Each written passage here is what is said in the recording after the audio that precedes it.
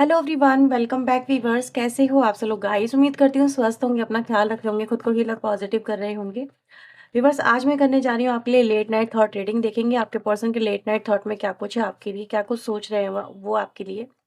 आप उनका 3 बार नाम लीजिएगा। रीडिंग अगर आपसे रेजोनेट हो तो प्लीज़ लाइक ज़रूर करना, चैनल को सब्सक्राइब कर लीजिएगा ऐसी और वीडियोस देखने के लिए। एंड वन मोर थिंग, ये रीडिंग जनरल है, कलेक्टिव और टाइमलेस है। तो हो सकता है कि हर एक से रीडिंग मैच ना हो, कुछ बातें मैच हो, कुछ बातें मैच ना हो। ज़बरदस्ती इस रीडिंग में अपने आप को फिट करने की कोशिश बिल्कुल ना करें। जो बातें आपसे इजीली रेजोनेट होती हैं वो रखें, बाकी को इग्नोर कर दें। तो आप अपने पर्सन का 3 बार नाम लीजिए। मैं कार्ड शफल कर रही हूँ, देखते हैं उनके दिल दिमाग में आपको लेकर राइट नाउ क्या कुछ चल रहा है। So please divine universe angels मुझे बताएं, मेरे व्यूवर जिस व्यक्ति को लेकर रीडिंग देख रहे हैं उनके दिल दिमाग में मेरे व्यूवर्स को लेकर क्या कुछ चल रहा है। डिवाइन एंजल प्लीज़ वो हमें बताएं। We have star, okay, the devil, okay, 6 of pentacle, king of pentacle and hangman की एनर्जी आई है। क्वीन ऑफ वैंड्स आया है, बॉटम से आया हमारे पास 4 ऑफ कप्स,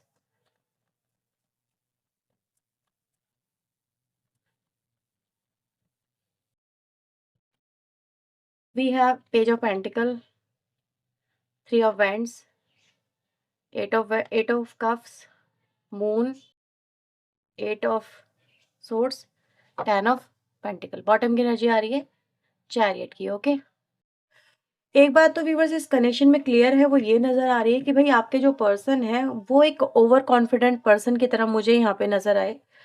ओवर कॉन्फिडेंस क्यों बोल रही हूँ कि यार I can manage both thing, both task at A one time, right. यहाँ पे बोथ टास्क क्यों बोल रही हूँ, क्योंकि ये जो कनेक्शन आपके पर्सन एज ए टास्क ही लेके चल रहे थे कि यार मेरी ये ड्यूटी है और मुझे यही करना है, तो मैं ये कर सकती हूँ, ये कर सकता हूँ, और इसके अलावा मैं अगर कुछ करना चाहता हूँ तो मैं वो भी कर सकता हूँ। ठीक है, तो कुछ ऐसी एनर्जी गाइज मुझे यहाँ पे दिख रही है।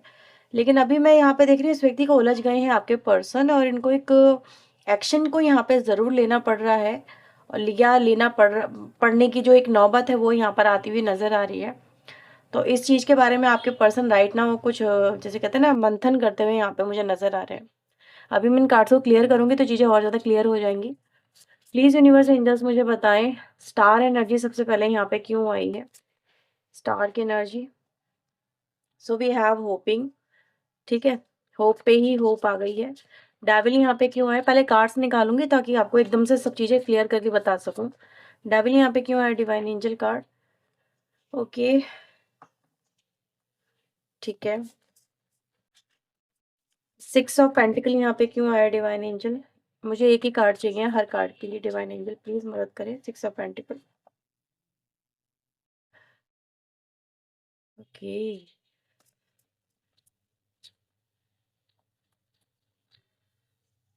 किंग ऑफ पेंटिकल,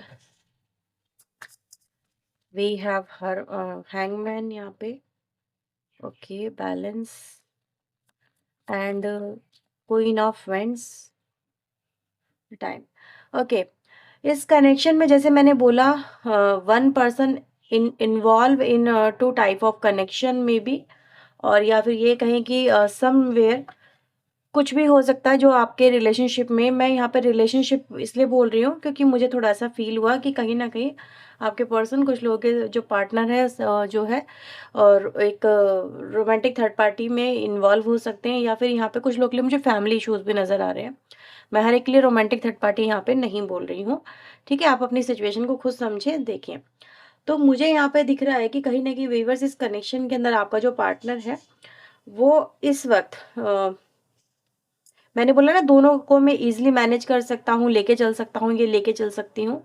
तो इस वक्त एक व्यक्ति को जो इनको निकालना पड़ेगा, ऐसी सिचुएशन आ गई। मैंने बोला कोई एक्शन लेना पड़ेगा, ऑब्वियसली इनको ये लेना पड़ेगा, नौबत आ गई है। अब ये व्यक्ति दोनों चीज़ों को एक साथ लेके नहीं चल सकते हैं, क्योंकि ये व्यक्ति जो बहुत अच्छे से सोच रहे थे कि मैं इजीली चीज़ों को बैलेंस आउट कर लूँगा, या मुझे कोई फ़र्क नहीं पड़ रहा है, चलो दोनों बढ़िया बढ़िया चल रहे हैं, ठीक है, या फिर कहीं ना कहीं आज नहीं तो कल जो एक तालमेल है बन जाएगा दोनों में, कुछ इस तरह की थॉट आपके पर्सन की नज़र आ रही थी। लेकिन ऐसा दिख रहा है कि यहाँ पर जो है फैमिली की तरफ से भी आपके पर्सन के ऊपर नो डाउट प्रेशर है।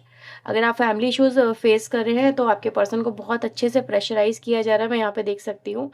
ये व्यक्ति जितना ईजिली सोच रहे थे कि चीज़ों को लेके चल पाएंगे, नहीं चल पाएंगे, अब नहीं चल पाएंगे। सिचुएशन क्रिटिकल होती हुई इनकी लाइफ में नज़र आ रही है और ये व्यक्ति जो है अब इनका वो जो साइकिल है वो यहाँ पर एंड होता जा रहा है। तो यहाँ पर मैं क्या देख रही हूँ कि एक डिसीजन मेकिंग होने वाली है, एक एक्शन होने वाला है आपके ऑब्वियसली कनेक्शन के अंदर, जो राइट नाउ आपके पर्सन यहाँ पे डिसाइड कर रहे हैं how to do, when to do, किस तरह से करना है, कैसे करना है। ठीक है, यहाँ पर मैं ये देख रही हूँ कि इस कनेक्शन, जो आपका कनेक्शन है जो इतना ज़्यादा टॉक्सिक हो रहा है, या फिर आपके कनेक्शन में जो आप दोनों के बीच में हीलिंग नहीं हो पा रही है, we have a star card. Star card कहीं ना कहीं आपको पता ही है हीलिंग को रिप्रेजेंट करता है। तो आपके कनेक्शन में हीलिंग जो है वो होने जा रही है, यानी कुछ भी नेगेटिव एनर्जी है, नेगेटिव टॉक्सिक एनर्जी है, वो इनको रिलीज करनी ही पड़ेगी। प्रेशर यहाँ पर आपकी तरफ से भी, आपने भी धमकाया हुआ है, ऑब्वियसली नज़र आ रहा है। आपने वार्निंग बहुत बढ़िया दे दी है, यहाँ पे मैं देख पा रही हूँ। ठीक है, मतलब एक एक फुल फुल कॉन्फिडेंस के साथ में मुझे वार्निंग आप लोगों की नज़र आ रही है। या तो ये कर दो या तो सफाया कर दो, बिल्कुल। इसके अलावा कोई दूसरा रास्ता नहीं छोड़ा आपने भी इनके पास में। तो आप लोगों की तरफ से भी प्रेशर मैं देख पा रही हूँ, एज वेल एज आपके पार्टनर की अगर कोई फैमिली है तो मैं वहाँ से भी प्रेशर देख रही हूँ। तो डेफिनेटली एक जो है कनेक्शन यहाँ पे बचने वाला है, एक कनेक्शन की एंडिंग यहाँ पे साफ नज़र आ रही है। लेकिन मैं अगर मैं आपकी एनर्जीज की व्यूवर्स यहाँ पे बात करूँ, क्योंकि मैं थोड़ा सा ये कार्ड्स आपको दिखा दूँ। ठीक है, ओके। तो ये कनेक्शन में बेसिकली जो ये एक्शन होने वाला है ना, वो इस कनेक्शन को, पहली बात तो एक फाउंडेशन देने की एनर्जी है। फाउंडेशन मतलब एक एक बेसिक देना, ठीक है, एक नाम देना, एक एक स्ट्रक्चर देना। ठीक है, फाउंडेशन हम उसको बेसिकली बोलते हैं। कहते हैं ना, नींव अगर मजबूत होगी, अगर किसी भी मकान की नींव मजबूत होगी तो वो मकान अच्छा लंबा टिकेगा, चलेगा। ऐसे ही आपका रिश्ता है, अगर इसकी नींव मजबूत होगी, यानी कि इसमें कुछ भी मिलावट नहीं है, मिलावटी बातें नहीं हो रही हैं, कमिटमेंट हो रहे हैं तो पूरे किए जा रहे हैं। कोई थर्ड पार्टी का मतलब जिसे कहते हैं ना सेंध लगा देना, तो थर्ड पार्टी की जो सेंध है वो आपके कनेक्शन से निकल रही है। तो एक एक मजबूत और बेहतर फाउंडेशन यहाँ पे बेसिकली आपका जो पर्सन है वो यहाँ पे क्रिएट करने की बात कर रहे हैं। ठीक है, ताकि आपका जो कनेक्शन है एक दूसरे के साथ में आगे वाले आने वाले समय में बॉन्डिंग यहाँ पर हो सके। तो मैं इस व्यक्ति को राइट नाउ इन प्रेशर देख रही हूँ। डेफिनेटली ये प्रेशर की एनर्जी है। यहाँ पर आपका पर्सन ऐसी स्थिति में मुझे ज़रूर नजर आया जहाँ पर ये प्रेशर को, पहली बात तो उनको टॉलरेट तो इनसे हो नहीं रहा है, एक्शन इसी वजह से यहाँ पर मुझे कहीं ना कहीं होते हुए नजर आ रहे हैं। आपने क्या धमकी दी है जो मुझे यहाँ पे नजर आ रहा है? देखो, आपकी एनर्जी गाइस यहाँ पे इस कनेक्शन में बहुत समय से इंतज़ार की एनर्जी दिखाती है कि यार मुझे इस चीज़ का इंतज़ार ही, कब आएगा, ये कब होगा, ये एक्शन व्यक्ति कब लेगा। इंतज़ार इंतज़ार इंतज़ार इंतज़ार। जैसे आप मुझे यहाँ पे ऐसे बोलते हुए नज़र आ रहे हो कि यार ये इंतज़ार ही मेरी किस्मत में लिख गया है क्या? कब मेरी किस्मत से ये इंतज़ार ख़त्म होगा? इतना सब कुछ तो मैंने कर लिया, इतना सब कुछ मैं कर रही हूँ, इतना सब कुछ मैं सुन रही हूँ, मेरी ज़िंदगी का इंतज़ार ही ख़त्म नहीं हो रहा। इंतज़ार करते करते तो आज मतलब ये नौबत आ गई है कि मेरी ज़िंदगी खुद एक मझधार में फँस गई है। मैं क्या करूँ? कैसे इससे बाहर निकलूँ? यहाँ पर मुझे ऐसा नज़र आ रहा है ये इंतज़ार ने आपको इतना फेड अप किया है, जो जो आपके फ्रस्ट्रेशन आपके पर्सन के ऊपर आपने उगल दी है। उगलना ही कहीं न कहीं सही था, डेफ़िनेटली आपको करना ही चाहिए था, क्योंकि एक वक़्त होता है, एक हर चीज़ का एक समय होता है। अगर समय पे काम ना हो, कहते हैं अगर समय पे आपको कुछ मिल जाए, तो उसकी वैल्यू दुगनी हो जाती है, उसकी खुशी का ठिकाना नहीं होता है। लेकिन वही चीज़ जो आप वक़्त रहते आपको ना मिले, या बहुत वक़्त निकलने के बाद में आपको मिले, तो उसकी वो ना तो वो वैल्यू रहती है, ना ही उससे वो खुशी का जो अनुभव होना चाहिए वो रहता है। कहते हैं ना, वक़्त पे वक़्त होना चाहिए, ठीक है? वक़्त पे काम होने चाहिए तो ज़्यादा बेहतर रहते हैं। तो यहाँ पर यही हुआ है कि वक़्त पे आपके पर्सन ने कोई का एक्शन नहीं लिया है, काम नहीं किया है। तो मुझे ऐसा नज़र आ रहा है ये आपके दिल से वो जो चाव था ना, एक चाह थी कि यार ये काम मेरा हो जाए तो मैं सबसे ज़्यादा खुश मैं ही होंगी, तो वो चाह भी आपकी ख़त्म हो चुकी है। ऐसी एनर्जी है, क्योंकि मैं यहाँ पर आपकी एनर्जी को देख रही हूँ कि यार बड़े बेआबरू होके निकले तेरे गली कूचे से, जैसी वाली वो एनर्जी हो गई है कि आप इस एनर्जी से जा तो रहे हो, लेकिन एक तरह से अपना दिल अ, मतलब कहते हैं ना, दिल मसोस के जा रहे हो, सब कुछ उदास होके जा रहे हो, कोई खुशी-खुशी नहीं निकल रहे हो, ठीक है? इसमें आपको कोई खुशी नहीं मिल रही है। यहाँ पे डिससैटिस्फैक्शन बहुत अच्छे से आप लोगों की लाइफ में नज़र आता है। मतलब बहुत बड़े लेवल पे नज़र आता है। अच्छा, मतलब यहाँ पे क्या है, बहुत अच्छी क्वांटिटी के अंदर बड़ा बड़े लेवल पे आप लोग, मुझे यहाँ पे दिखा रहा है कि आप लोगों ने कितना इंतज़ार किया और आपको उसके बदले मिला कुछ नहीं।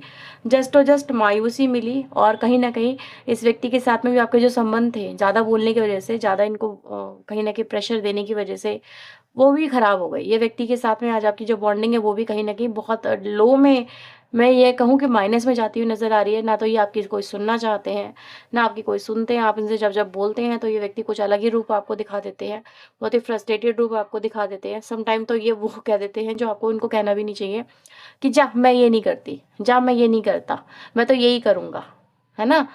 तो ये जो एनर्जी होती है ना, ये बड़ा फ्रस्ट्रेट करती है। सामने वाला एक तो सामने प्रॉब्लम नहीं समझ रहा कि यार लाइफ में क्या चल रहा है, ठीक है? कैसे मैं टॉलरेट कर रही हूँ, कैसे मैं टॉलरेट कर रहा हूँ, ये चीज़ आपका पर्सन नहीं समझ रहा है। किस तरह के सिचुएशन से आप लोग गुज़र रहे हो, कितना प्रेशर आपके ऊपर है, आपकी लाइफ का प्रेशर, आपके फ्यूचर का प्रेशर है। आपकी लाइफ इस व्यक्ति ने ज़ीरो बना दी है, ये व्यक्ति सुनने को तैयार नहीं है, ठीक है? और आपको एटीट्यूड दिखा रहा है और ऊपर से धमकी ये दे रहा है, जा मैं नहीं करता, या मुझसे नहीं होता, जा तू जो करना है कर ले, मैं तो नहीं करने वाला, मैं तो नहीं करने वाली, या मैं तो थर्ड पार्टी नहीं छोड़ रही, ठीक है? मुझे तो उसको छोड़ना ही नहीं है, मुझे तो उससे प्यार है। तो ये एक दिखाता है स्टबर्ननेस, ठीक है? एक तो इंसान गलती कर रहा है, ऊपर से सिर चौड़ा करके दिखा रहा है कि जा मैं ये नहीं कर रहा, मुझे तो यही करना है। तो ये एनर्जी यहाँ पे क्या दिखाती है कि इंसान को कुछ समझ ही नहीं थी। वो कुछ समझने के लिए तैयार ही नहीं था आपका पार्टनर। यहाँ पर हैंगमैन की एनर्जी मुझे मिली है विद क्वीन ऑफ वैंड्स के साथ में। यानी जो ये व्यक्ति बहुत ज़्यादा स्टबर्न हो रहा था, बहुत ज़्यादा कहते हैं ना कि अपने मन-मर्जी करने वाला, आज उसको अपनी मन-मर्जी करना भारी पड़ रहा है। राइट? तो उनको लिए व्यूअर्स यहाँ पर कहते हैं ना, ज़िद्दीपना सम टाइम बहुत प्रॉब्लमैटिक हो जाता है। तो प्रॉब्लमैटिक ही आपके पर्सन की सिचुएशन है, जहाँ पर ये अभी मैं ये कहूँगी कि लाइफ में और सेक्टर में, इनकी लाइफ के और सेक्टर में चीज़ें स्टेबल हैं, बैलेंस है, या फिर इनकी लाइफ में और इतनी प्रॉब्लम नहीं, लेकिन एक प्रॉब्लम इनकी ज़िंदगी में उथल-पुथल मचाई हुई यहाँ पे नज़र आ रही है। ओके? तो ये कुछ आपके पर्सन की एनर्जी है, जहाँ पर इनकी लाइफ का सबसे पहले तो पीस उड़ा है। अब ये कनेक्शन में व्यूअर्स आपके जो पर्सन है, वो हीलिंग की होप लेके आए हैं कि यार हाँ, मैं ये करूँगा, ये करूँगी, ज़रूरी है ये करना, अगर मैंने नहीं किया तो और ज़्यादा बड़ी प्रॉब्लम क्रिएट हो सकती है, so I need to do this. तो क्लींजिंग हो रही है, क्लींजिंग का मतलब है थर्ड पार्टी रिमूवल की एनर्जी यहाँ पे नज़र आ रही है। क्लींजिंग हो रही है आप दोनों की मनमुटावों की, जो मुझे यहाँ पर आपके पर्सन चाहते हुए नज़र आ रहे हैं। यही सोच रहे हैं कि आप दोनों के बीच में जो है ये सब चीज़ें खत्म हो। अच्छा, इनको भी पता है आप इनको स्पाई करते हो, और कहीं न कहीं आपके ऊपर भी स्पाइंग एनर्जी है। क्योंकि देख रहे हो ना, आप इनको लेके इस एनर्जी में हो कि यार ये व्यक्ति कहाँ ज़्यादा टाइम देता है, किससे बात करता है, किसके ऊपर इसका ध्यान है। मेरे ऊपर ध्यान नहीं है तो किसके ऊपर ध्यान है, किसको ये ज़्यादा चाहते हैं, ये किसको ये ज़्यादा समझते हैं। तो ये चीज़ें नज़र आ रही है। आपने इनके देखो, ये वाइस वर्सा में हो सकता है। डेफ़िनेटली कुछ आपके पर्सन ने भी आपके ऊपर फील्डिंग लगाई है और आपने भी लगाई है। ऐसा नज़र आ रहा है। सोशल मीडिया जो है वो इन्वेस्टिगेट किया गया है। हर तरीके से कहीं न कहीं आपने भी खंगाला है इनको भई। चीज़ें इस चीज़ों पे भी आप लोगों में बहस हुई है। आप लोगों को लगा ही है कि भई इनकी लाइफ़ में कुछ ना कुछ हुआ है। देखो, आप एक ऐसे व्यक्ति नहीं हो जो सिर्फ़ एक वहम आए मन में और बोल दो। नहीं, आप ऐसे व्यक्ति नहीं हो। मुझे तो नहीं नज़र आता कि आप एक ऐसे व्यक्ति के मन में डाउट आया या इसकी लाइफ़ में कोई थर्ड पार्टी होगी। आपने ऐसे ही अपनी लाइफ़ में इतना बड़ा तो रिस्क लिया नहीं होगा। कहीं न कहीं कन्फर्मेशन देखी होगी, कुछ प्रूफ़ आपको मिले होंगे, कुछ आपने चैट वगैरह या कोई फ़ोटो वगैरह या किसी तरह की कॉलिंग वगैरह, कॉलिंग का डिटेल वगैरह कि कितने देर किस नंबर पे बात हो रही है, ठीक है? कितनी किस तरह से बात हो रही है, क्योंकि एक लंबी कॉल मुश्किल से अगर फैमिली में भी करेगा इंसान, तो मुश्किल से हाफ एन आवर कर लेगा, उससे ज़्यादा तो नहीं करेगा, लेकिन डेली बेसिस पे वो भी नहीं करता है। तो ये चीज़ें कहीं न कहीं हैं जो दिखाती हैं कि व्यक्ति जो है किससे कहाँ अटैच है। ये चीज़ें आपने फाइंड आउट करी है, तो ही आपने बोला कि यार मुझे लगता है कि ये चीज़ें तेरी लाइफ में चल रही हैं। ऐसे ही नहीं बोला आपने। तो ये चीज़ें यहाँ पे रिप्रेज़ेंट होती हैं। लेट्स सी और देख लेते हैं और क्या आ रहा है यहाँ पे।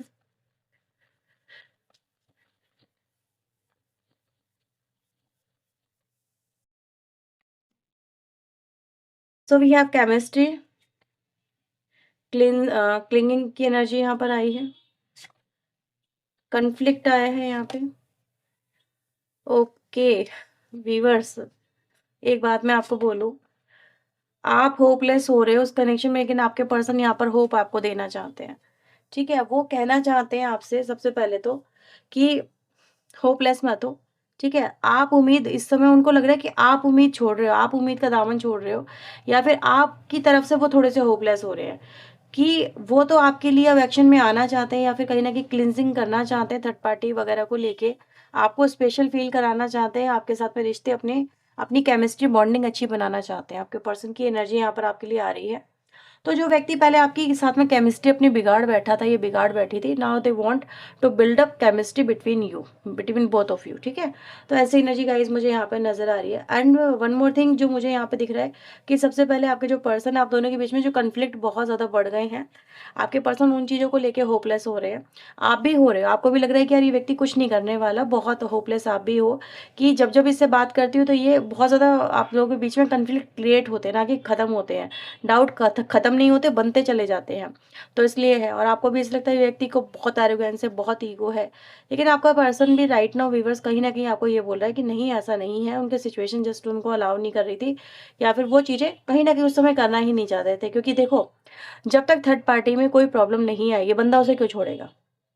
ठीक है, प्रॉब्लम यहाँ पे कहाँ हो रही है, आप इस चीज़ को समझो।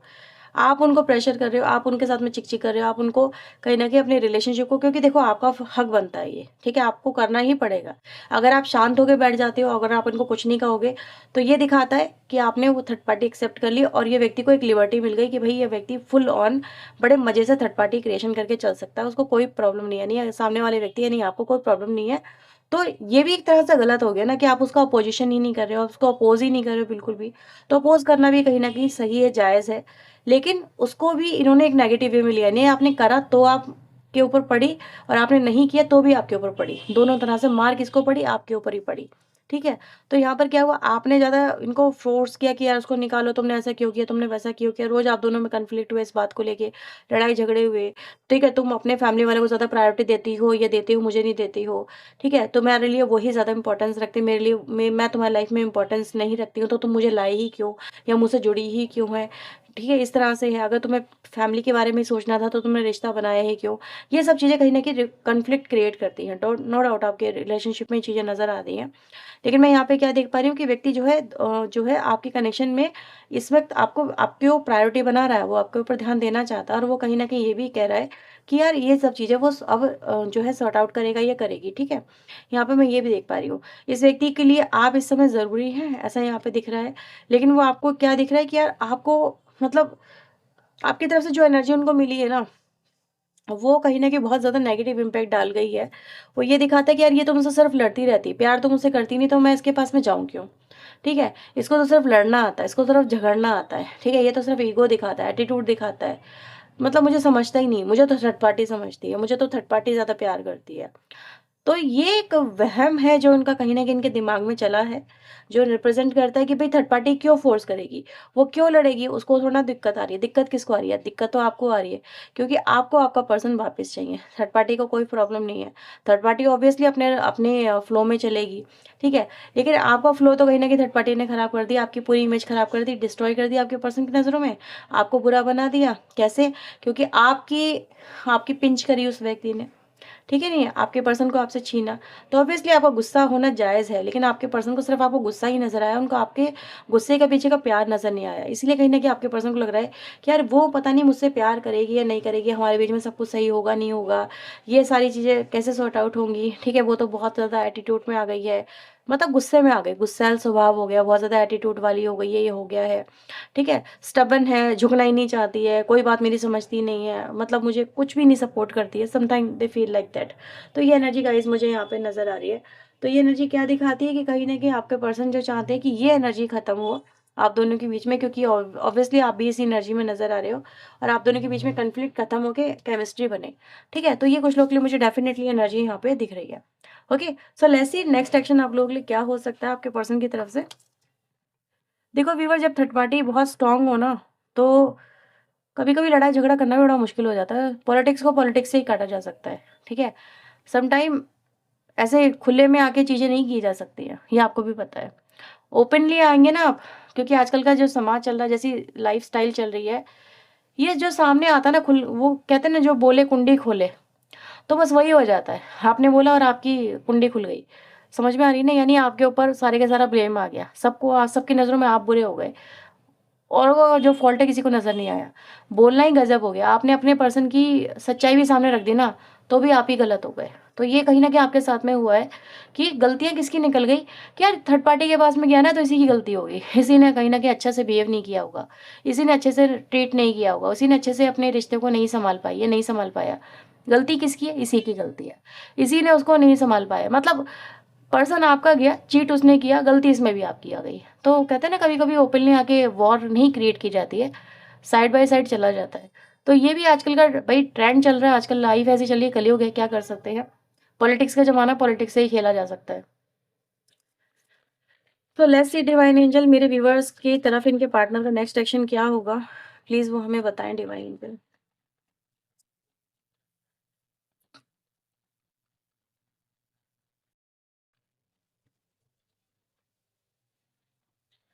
सो we have 6 of sword, 3 of sword, 5 of wands की एनर्जी आ रही है। ठीक है, अब ये जो एनर्जी है, ये बहुत, मैं यहाँ पे कहूंगी कि पेनफुल एनर्जी आप लोगों के कनेक्शन में रही है। ऑब्वियसली कहीं ना कहीं मन मुटाव बहुत ज्यादा है, हर्टिंग एनर्जी नजर आ रही है।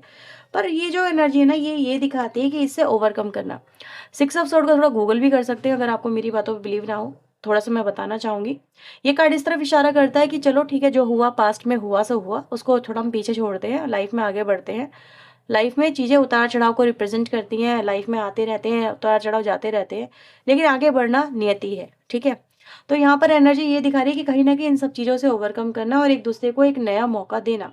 राइट, आपके पर्सन भी आपको दें और आप भी उनको दें, तो ये एनर्जी उस तरफ इशारा कर रही है। तो आपके पर्सन का जो नेक्स्ट एक्शन रहेगा, अगेन हीलिंग की तरफ इशारा करता है, ओवरकमिंग फ्रॉम पास्ट एक्सपीरियंसेस, यानी कि पास्ट एक्सपीरियंसेस को लेते हुए भविष्य में, इन फ्यूचर, जो गलतियां हमने पास्ट में दोहराई हैं उनको रिपीट ना करते हुए एक बेहतर भविष्य का निर्माण करना।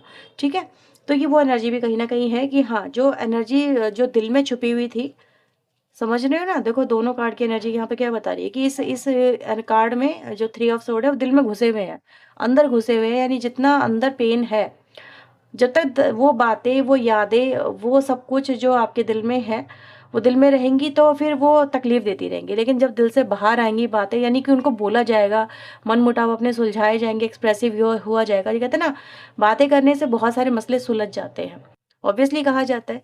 तो यही है कि कहीं ना कहीं वो बातें जब बोली जाएंगी तो दिल मन का जो बोझ है, दिल का जो बोझ है, दिल में जो गुबार है, वो हल्का होगा और वो बैक में आ रहा है, वो यानी पीछे चला जा रहा है, वो पीछे छूट रहा है और उसके साथ में आगे बढ़ा जा रहा है। यानी कि वो पीछे पीछे छूट तो रही है बातें, ऐसे नहीं एकदम से भूल दिया जाएगा, लेकिन ऐसा नहीं है कि उनसे ओवरकम नहीं किया जा सकता, ओवरकम हो सकता है। तो नेक्स्ट एक्शन आपके लिए मैं बहुत अच्छा वाला देख रही हूँ। ठीक है, बहुत अच्छी एनर्जी है जो कहीं ना कहीं अगेन ये दिखाती है कि जो हुआ सो हुआ, चलो ठीक है, एक नया मौका देते हैं और चीज़ों को एक नई शुरुआत करते हैं। ये मौके की एनर्जी है। ठीक है, तो यहाँ पर आप लोगों के लिए मैं यहाँ पर ये नहीं कहूँगी कि इस 3 ऑफ सोर्ड की एनर्जी बहुत अच्छी एनर्जी होती है। दिल में तलवारें कहीं ना कहीं ट्रस्ट इश्यूज को भी रिप्रेजेंट करती है और धोखे को भी रिप्रेजेंट करती है। मतलब ये भी दर्शाती है कि जिस व्यक्ति को आपने अपने दिल में बिठाया, दिल भी उसी ने तोड़ा। कहते हैं ना कि बाहरी कोई अगर दिल तोड़ दे तो हम फिर भी उससे अपने आप को प्रोटेक्ट कर सकते हैं, क्योंकि हम उससे अवेयर हैं। सामने वाला अगर कोई बाहरी व्यक्ति है, अगर वो आपको हर्ट कर सकता है तो आप उसकी सेंस को स्मेल कर सकते हैं और उससे अपने आप को प्रोटेक्ट कर सकते हैं। लेकिन जो आपको अपने दिल में बिठाया है, जिसने आपने आपने अपने दिल में जिसको बिठाया है, उससे आप अनअवेयर रहेंगे, उसकी एक्टिविटीज़ पे आप वॉच आउट नहीं करेंगे, उससे आपको डरने की मतलब एक सेंस आ ही नहीं पाएगी, क्योंकि वो आपके दिल के अंदर है। वो बेड के अंदर, दिल के अंदर क्या कर रहा है आप नहीं समझ पाएंगे। और वही व्यक्ति अचानक से आपको चोट दे दे तो फिर बहुत बहुत तकलीफ होती है, बहुत तकलीफ होती है। That is a trust energy यार। जिस पे ट्रस्ट किया, उस जिस पे विश्वास किया, उसी ने दिल के टुकड़े टुकड़े कर दिए। दिल के टुकड़े इतने करे कि हर दिल का टुकड़ा आज ये पूछता है कि यार मैंने तो तुम्हें दिल में बिठाया था, तुमने मुझे ही क्यों तोड़ दिया। तो ये भी एनर्जी कहीं न कहीं आपकी मिलती है कि यार जिसको दिल में बिठाया उसी ने तोड़ा है, और दिल का हर एक पुर्जा-पुर्जा ये पूछता है कि मेरी क्या खता थी? मैंने तो तुम्हें अपने दिल में बिठाया था, मैंने तो तुम्हें अपने अंदर बिठाया था। तो बस यही है कि यहाँ पे हीलिंग की एनर्जी मुझे मिल रही है, बार-बार मुझे हीलिंग एनर्जी यहाँ पे इस कनेक्शन में ज़्यादा मिली है। तो ये है कि ट्रस्ट इश्यूज़ आप दोनों के बीच में है और चीटिंग भी है यहाँ पे कहीं न कहीं। देखो भई, ऐसा नहीं करना चाहिए सामने वाले को, लेकिन वो उससे एक नई शुरुआत यहाँ पे करना चाहता है, ये करना चाहती है। तो व्यक्ति कमिंग विद अ ऑफर, मुझे ऐसा नज़र आ रहा है, कमिंग टुवर्ड्स यू। तो ये एनर्जी गाइज़ यहाँ पे दिख रही है। ओके, तो कुछ मैं फीलिंग वाले भी मैसेज यहाँ पे लेने वाली हूँ। ओके, मुझे आप लोगों के लिए गाना चैनल हो रहा है, कहना चाहूँगी, वो गाना सुना है ना कि मेरी ज़िंदगी में कोई आए ना रब्बा, आए तो कभी फिर जाए ना रब्बा। वो गाना पूरा सुनना कि मतलब मुझे कुछ अपने वो कनेक्शन आप दोनों के बीच का नज़र आता है कि आप इस व्यक्ति के साथ में शायद ऐसे ही कुछ कहना चाहते हो कि पहली बात तो व्यक्ति आपकी लाइफ में आया क्यों, और अगर आया तो फिर गया क्यों? क्यों उसने आपको इतना ट्रिगर किया, दर्द दिया? सो प्लीज़ डिवाइन एंजल मुझे बताएं मेरे व्यूअर्स के लिए, इनके पार्टनर को और क्या मैसेज देना चाहते हैं। मैं आपको अपने ड्रीम में देखता हूँ, मुझे आपकी बहुत याद आती है, मुझे अक्सर आपके ख़्याल आते हैं। आपकी एनर्जी सबसे पहले तो आपके पर्सन आपको ये बोलना चाहते हैं। तुम्हें नहीं पता कितना मुश्किल रहा है तुम्हें इग्नोर करना या तुम्हें लेट गो करना अपनी लाइफ़ से, राइट? तो ये आपको लेट गो नहीं कर रहे हैं basically, they want you back in their life. तो मुझे ऐसी एनर्जी गाइस यहाँ पे मिल रही है। They want healing in this connection. क्या हम साथ में हो सकते हैं? क्या तुम मुझे एक मौका दोगी या दोगे? क्या हम चीज़ों को हमारे बीच में जो बुरी हुई हैं, जो बुरी पलों को हमने देखा है, जो चीज़ें बुरी हो गई हैं, हम उनसे ओवरकम करके फिर से एक नई शुरुआत कर सकते हैं? क्या हम एक-दूसरे को एक नया मौका दे सकते हैं, ताकि हम एक नई शुरुआत करके फिर से इस कनेक्शन को बना सकें? तो आपके पर्सन कुछ ऐसा आपसे पूछना चाहते हैं। काश मैंने तुम्हें अच्छे से ट्रीट किया होता, मैंने तुम्हें बहुत दर्द दिया है, बहुत तकलीफ़ें दी हैं, तुम ये डिज़र्व नहीं करते थे। तुम्हें ये सब कुछ नहीं मिलना चाहिए था, इस बात का एहसास मुझे आज होता है। मैं तुम्हें अभी भी फ़ील कर सकता हूँ या कर सकती हूँ, जबकि हम दोनों अलग हो चुके हैं, ठीक है? तो आप दोनों के बीच में बहुत सारी चीज़ें ऐसी हैं जो डिस्कनेक्शन को रिप्रेज़ेंट करती हैं, ब्रेकअप को रिप्रेज़ेंट करती हैं, but still this person thinking about you. मुझे समझ में नहीं आता कि तुम मेरे बिना खुश कैसे हो?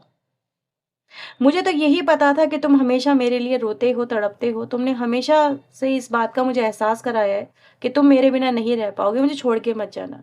तुम्हारे बिना रह नहीं पाऊँगी, जी नहीं पाऊँगी। तो ये जो कहने वाली थी या था, आज वो मेरे बिना खुश कैसे रह पा रहा है? क्या इस बात का जवाब मुझे दोगे? क्या तुम सच में मेरे बिना खुश हो? क्या सच में तुम्हें मेरी याद नहीं आती है? हाँ, मैंने बहुत सारी गलत करी हैं तुम्हारे साथ में कार्य, लेकिन फिर भी मुझे तुम्हारा एहसास है। मुझे इस बात का लेकिन ताज्जुब भी है कि तुम सच में आगे बढ़ चुकी हो क्या? मेरी गलती थी, लेकिन फिर भी मैंने तुम्हें ब्लेम किया, तुम्हें समझ नहीं पाया या तुम्हें समझ नहीं पाई, इस बात के लिए सॉरी। लेकिन क्या हम फिर से साथ में हो सकते हैं? हम पुरानी बातों को क्या भुला सकते हैं? एक्शन भी इसी तरफ इशारा करता है, ठीक है? तो ये आप लोग के लिए व्यूअर्स एनर्जी आई है, जो हीलिंग की तरफ जाती है और एक अच्छे कनेक्शन को यहाँ पे बनाने की जो कसम है, वो आपके पर्सन मुझे उठाते हुए यहाँ पे नज़र आ रहे हैं, ठीक है? तो ये आप लोगों के लिए राइट नाउ की एनर्जी, उनकी फीलिंग आई। अगर ये रीडिंग आपसे हुई है व्यूअर्स रेजोनेट, तो प्लीज़ वीडियो को लाइक, शेयर एंड सब्सक्राइब करना पर्सनल लिंक लिए अगर आप चाहते हैं। फॉर मोर क्लैरिटी रीडिंग में दिए हुए नंबर पे आप रीडिंग बुक करवा सकते हैं। लेकिन मैं आपको बता दूँ फिर भी रीडिंग जो होती है पर्सनल लेवल पे वो चार्जेबल होती है। चलिए मिलते हैं नेक्स्ट रीडिंग में, till then take care of yourself. God bless you guys, thank you for watching guys, bye bye, take care.